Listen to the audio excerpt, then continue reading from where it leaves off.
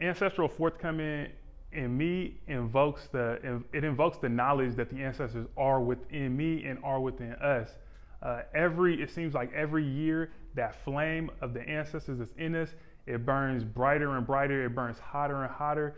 So when I hear ancestral forthcoming, I think of the resurrection, you know what I mean? I think of the return back to source, which is the way that I think we're moving as a human species. It's a reawakening. There's an altar of realities that we're being blessed to be conscious to, a new direction from an old memory, which is the ancestors' memory, which makes us two concepts of our reality, and now is the descendant and the ancestor.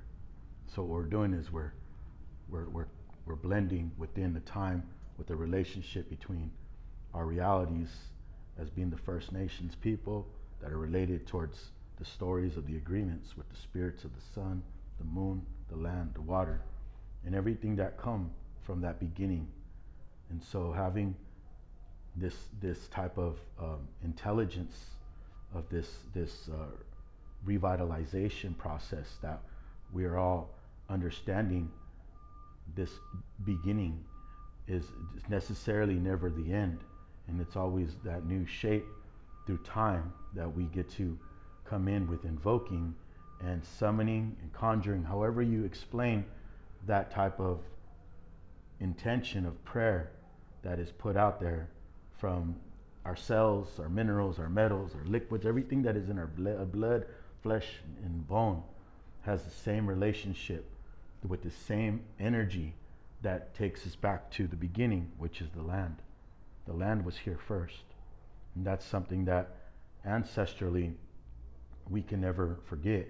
We can never forget it because we're born in the sacred waters of our women, our mothers, that embryonic fluid, that place where we have a relationship to that salt water. And so there's so many different reflections of how to begin as an ancestor with that forthcoming of that reawakening, that I think that, you know, there's levels to this. There's definitely levels to how you can comprehend your coherent and clear thinking with finding a connection into that place as being that warrior that came back with that memory to defend the sacred, which is the land, the women, and our blood, because our blood is the first. We are blood of the mud, blood of the people. And that's why everything has to be always in a balance with that connection, but not everybody's ready for it. That's right now in time, where we're at right now, is inspiring our community to be awakened, reawaken those spirits that they've come in different timelines with their experience as that reincarnation of that invoking spirit. But I think we have to get to this point to carry that memory, to memorize, to remember the first experience as being our first peoples of the land and stars. Just, it's a real grounding for me when I think about all those who've come before, and as we say in the House of Sankofa, all history is a current event.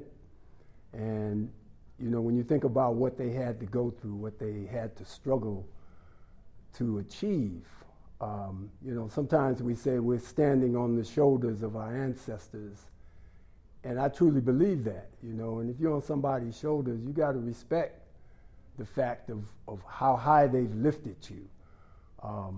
It just feels like the victories that they achieved are for us to take it a step further. And so, yeah, I just really gain a lot of strength from thinking about our ancestors and praying to them truthfully, to share their wisdom, to share their light, to make sure that we continue on the path that they laid out. You know, because you can waste a lot of time just going in circles. You can waste a lot of time repeating what's done. And, you know, I've been the benefactor of some serious ancestors.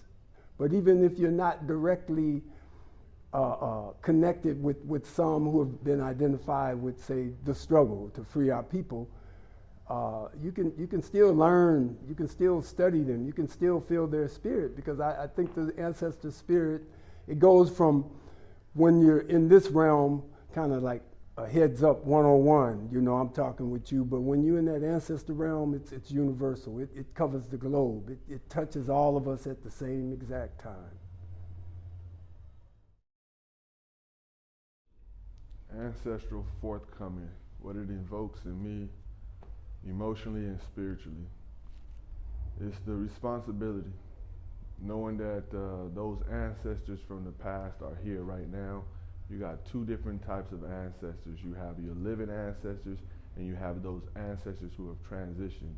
And so when I see the folks doing what our ancestors did and doing what our ancestors would want us to do, that for me is a solid space. That lets me know that our people are on the right track.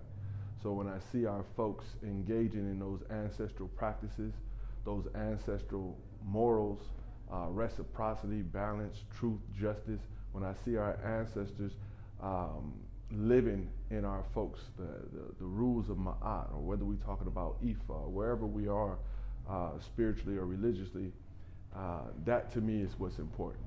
And so when I understand that the things that we're doing, we think that we're leading these things, yet we're just online with legacy.